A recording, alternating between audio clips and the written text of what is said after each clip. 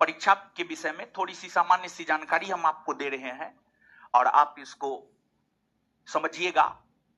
पहली बात तो यह है कि अगर आपके बिहार एसआई बनने की जर्नी की अगर हम बात करें तो इसमें सबसे पहले होता है प्रीलिम्स का परीक्षा।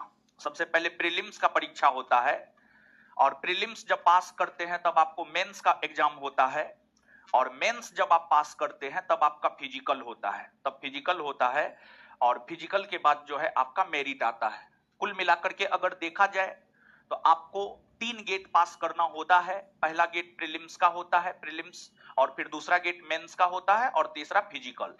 और तीनों चीज में अगर आप क्वालिफाई हो जाते हैं तभी जाकर के आप एसआई बन पाते हैं, सब इंस्पेक्टर जो है आप बन पाते हैं।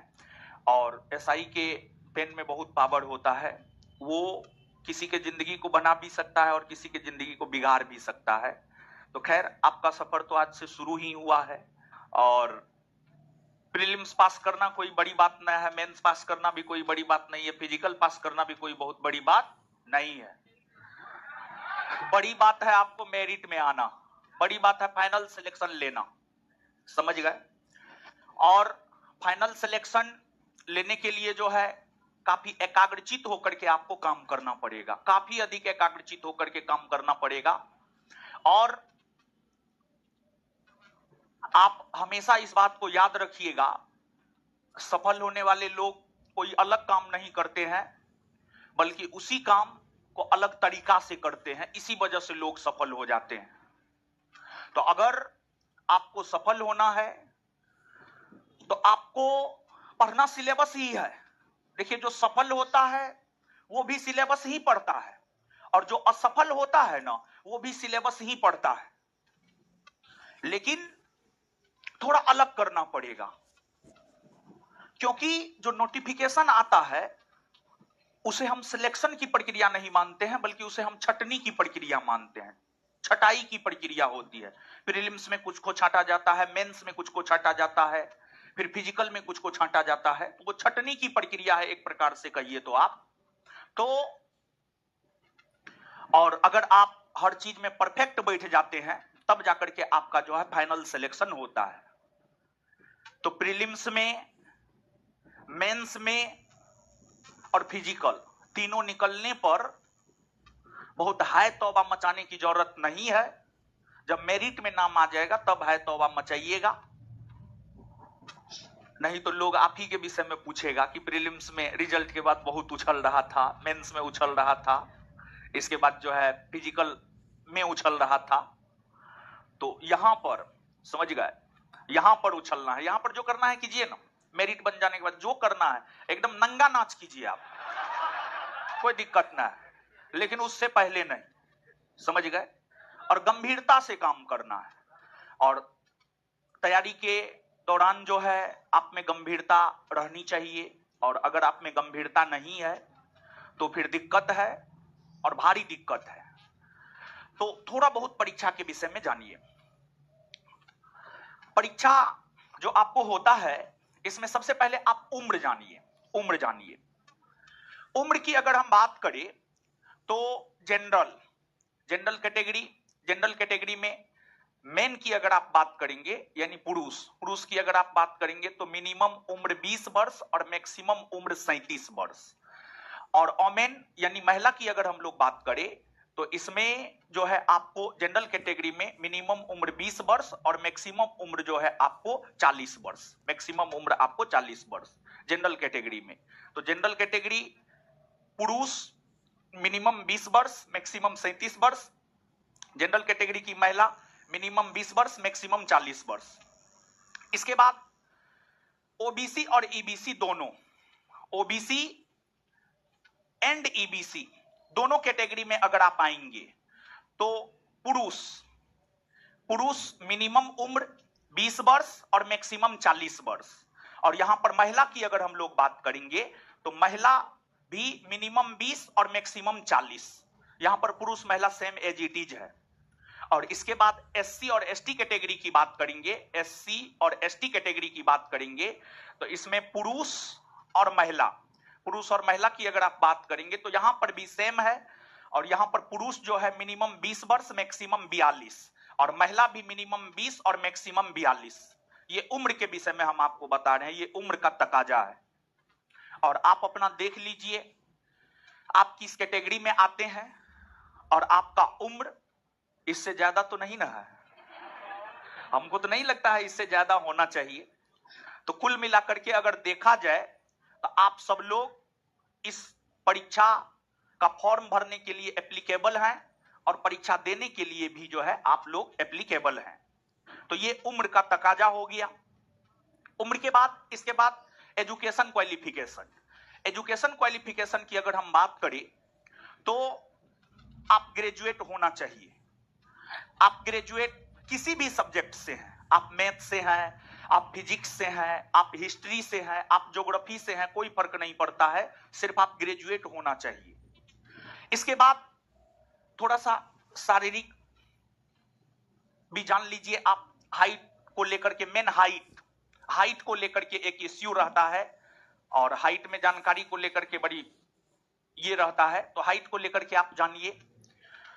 एक तो महिला की अगर हम बात करें तो महिला किसी भी कैटेगरी की हो 155 सेंटीमीटर हाइट चाहिए। 155 सेंटीमीटर किसी भी कैटेगरी की महिला हो, जनरल हो, ओबीसी हो, ईबीसी हो, एससी हो, एसटी हो, किसी भी कैटेगरी की महिला हो, हाइट 155 सेंटीमीटर। लेकिन पुरुषों की अगर हम लोग बात करें तो पुरुषों में थोड़ा सा अंतर है। पुरुष में थोड़ा सा अंतर क्या है कि जनरल और ओबीसी, जनरल और ओबीसी कैटेगरी के पुरुषों का न्यूनतम हाइट होना चाहिए 165 सेंटीमीटर और इसके बाद ईबीसी, एससी और एसटी तीनों कैटेगरी के पुरुषों का मिनिमम हाइट होना चाहिए 160 सेंटीमीटर। 160 सेंटीमीटर। तो महिला में 155 सेंटीमीटर किसी भी कैटेगरी की हो, पुरुष में जनरल ओबीसी 165 सेंटीमीटर कम से कम और ईबीसी, एससी, एसटी जो है 160 सेंटीमीटर हाइट जो है पुरुषों का होना चाहिए। तो उम्र हमने आपको बता दिया, एजुकेशन क्वालिफिकेशन हमने आपको बता दिया और साथ ही साथ जो है यहां पर हाइट भी हमने आपको बता दिया। इसके बाद आपको फिजिकल के विषय में भी थोड़ा सा जानकारी हम आपको दे देते हैं। लेकिन फिजिकल के विषय में जानकारी लेने से पहले आप इस बात को जानिए कि सबसे पहले तो प्रीलिम्स पास करना पड़ता है, फिर जो है आपको मेंस पास करना पड़ता है और उसके बाद जो है आपको फिजिकल देना होता है। तो यहां पर फिजिकल के विषय में पहले बताते हैं, फिर प्रीलिम्स और मेंस के विषय में बताएंगे, या फिर थोड़ा सा प्रीलिम्स मेंस को जानिए। देखिए प्रीलिम्स के परीक्षा में प्रश्न थोड़ा बहुत सिलेबस से हटके भी रह सकता है और यही वजह है कि प्रीलिम्स थोड़ा टफ माना जाता है। और बात अगर हम लोग मेंस की करें तो मेंस में अकॉर्डिंग टू सिलेबस, मेंस की अगर हम बात करें तो मेंस में जो है प्रश्न अकॉर्डिंग टू सिलेबस रहेगा। मेंस में इधर उधर से प्रश्न नहीं रहता है, लेकिन प्रीलिम्स में इधर उधर से थोड़ा बहुत प्रश्न रहता है। तो ठीक है। और कुल मिलाकर के देखिए अगर आपको परीक्षा पास करना है, सिलेबस पर अच्छी पकड़ आपको बनानी होंगी और प्रीलिम्स और मेंस का सिलेबस लगभग सेम है, थोड़ा बहुत अंतर है। और जो थोड़ा बहुत अंतर है, थोड़ा बहुत अंतर जो है आपको क्या है वो अंतर हम आपको बता दे रहे हैं। करेंट 15 के आसपास पूछता है और मैथ रीजनिंग जो है 5-6 के आसपास पूछता है। वही मेंस में क्या करता है, मेंस में मैथ रीजनिंग को 20 के आसपास कर देता है और करंट को 5-6 के आसपास कर देता है। पहले तो करंट पूछता भी नहीं था, लेकिन अब नया ट्रेंड आया है और नया ट्रेंड में मेंस में भी जो है करंट पूछना शुरू कर दिया है। करंट पूछना जो है आपको शुरू कर दिया है। तो आप इस बात को अपने दिमाग में जाने दीजिएगा अच्छे से, नहीं तो आप ये मत सोचिएगा कि प्रीलिम्स का अलग सिलेबस है और मेंस का अलग सिलेबस है। नहीं, जो सिलेबस प्रीलिम्स का है वही सिलेबस मेंस का भी है, जो सिलेबस प्रीलिम्स का है वही सिलेबस मेंस का भी है। बस अगर फर्क है तो क्वेश्चन पूछने में फर्क है। प्रीलिम्स में करंट का वेटेज ज्यादा रहता है, प्रीलिम्स में करंट का वेटेज ज्यादा रहता है और मैथ और रीजनिंग का वेटेज कम रहता है। और मेंस में करंट का वेटेज कम रहता है और मैथ और रीजनिंग का वेटेज ज्यादा रहता है, मैथ और रीजनिंग का वेटेज ज्यादा रहता है। प्रीलिम्स और मेंस में फर्क यही होता है। प्रीलिम्स और मेंस में फर्क यही होता है। लेकिन अगर बात सिलेबस की करें तो प्रीलिम्स और मेंस का सिलेबस दोनों सेम है। और अगर बिहार एसआई में रिजल्ट लेना है तो रिजल्ट आपका जीएस से हो जाएगा। लेकिन अगर मेरिट बनाना है तो मैथ रीजनिंग में एक्यूरेसी 100% नहीं सही तो 80% से तो कम होना भी नहीं चाहिए। मतलब अगर 10 गो मैथ रीजनिंग पूछा है तो 8 गो से कम मैथ रीजनिंग आपका सही नहीं होना चाहिए। अगर 20 गो पूछा है तो 16 गो से कम मैथ रीजनिंग आपका सही नहीं होना चाहिए। 16 से 17 हो सकता है, 16 से 15 नहीं होना चाहिए। 16 से 15 हुआ ना, मेरिट में आपका नाम नहीं आएगा। और 16 से 17 हुआ तो मेरिट में आपका नाम आ जाएगा। तो मेरिट मैथ और रीजनिंग पर निर्भर करेगा। और आप जो ये दिमाग में लेकर चलते हैं जीएस पर हम रिजल्ट ले लेंगे, जीएस पर आप रिजल्ट ले सकते हैं, मेरिट में आप नहीं आ सकते हैं। मेरिट में आने के लिए मैथ रीजनिंग पर भी आपकी पकड़ होनी चाहिए। और जो नया नोटिफिकेशन आना है आप मान करके चलिए, इसमें नहीं कुछ तो लगभग 7 लाख के आसपास कैंडिडेट बैठेंगे। साथ में नहीं कुछ तो लगभग 7 लाख के आसपास कैंडिडेट बैठेंगे। 7 लाख, उससे कम नहीं, क्योंकि पिछली बार ही 6.5 लाख लोग बैठे हैं। जब से वैकेंसी बिहार एसआई का 2018 से लगातार आना शुरू हुआ है, 2018 में जब वैकेंसी 1717 पोस्ट के लिए आया था तो उसमें मात्र 2.5 लाख लोग बैठे थे, मात्र 2.5 लाख। और जैसे जैसे बढ़ता गया टाइम वैसे वैसे कैंडिडेट की संख्या बढ़ती गई और लास्ट वैकेंसी में 6.5 लाख के आसपास लोग परीक्षा में बैठे हैं। तो ये जो आने वाला वैकेंसी है इसमें आप मिनिमम मान करके चलिए 7 लाख के आसपास लोग परीक्षा में बैठेंगे। और प्रीलिम्स में जितना सीट होता है उसका 20 गुना रिजल्ट देता है। 2000 सीट है तो 2000 का 20 गुना रिजल्ट प्रीलिम्स में देगा। प्रीलिम्स के बाद आपको मेंस होगा और प्रीलिम्स में जो बच्चा का रिजल्ट होगा वो अपने आप में क्रीम होगा। प्रीलिम्स के बाद मेंस होगा और इस बार तो प्रीलिम्स के बाद मेंस में समय भी नहीं दिया, मुश्किल से 1 माह का समय दिया। तो आपको जो भी तैयारी करना है, अब 1 माह में आप क्या कर सकते हैं? 1 माह में आप पूरे सिलेबस को पढ़ नहीं सकते हैं, लेकिन 1 माह में पूरे सिलेबस का आप रिवीजन जरूर कर सकते हैं। 1 माह में पूरे सिलेबस का आप रिवीजन निश्चित तौर पर कर सकते हैं। तो कहने का मतलब यह है कि जो भी तैयारी करना है प्रीलिम्स के दौरान ही आपको कर लेना है। मेंस के दौरान तैयारी नहीं बल्कि मेंस के दौरान आपको रिवीजन करना है। मेंस के दौरान तैयारी नहीं बल्कि मेंस के दौरान आपको रिवीजन करना है। और इस बार तो लोकसभा चुनाव के कारण फिजिकल में समय मिल गया, लेकिन जो आने वाला वैकेंसी है अगर चुनाव नहीं रहा तो आपको फिजिकल के लिए भी बहुत ज्यादा समय नहीं मिलेगा, मुश्किल से 1 माह समय देगा। और जिनका लक्ष्य यह है कि हमको सब इंस्पेक्टर ही बनना है तो उन्हें तो हम यह भी कहेंगे सप्ताह में कम से कम 2 से 3 दिन आप अभी से थोड़ा बहुत ग्राउंड निश्चित तौर पर जाइए। अगर आपका लक्ष्य बिहार एसआई ही है, सब इंस्पेक्टर ही है, तो आप 2 से 3 दिन निश्चित तौर पर जाइए। और एक बात आप याद रखिएगा कि अगर सफलता चाहिए तो एक लक्ष्य को पकड़कर उसी के अकॉर्डिंग काम करना पड़ेगा।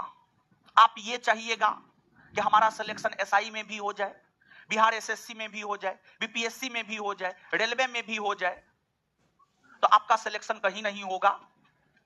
लेकिन अगर आप एक लक्ष्य को पकड़ करके उसको प्राप्त करने के लिए शिद्दत से मेहनत करते हैं तो निश्चित तौर पर जो है आपका रिजल्ट होगा।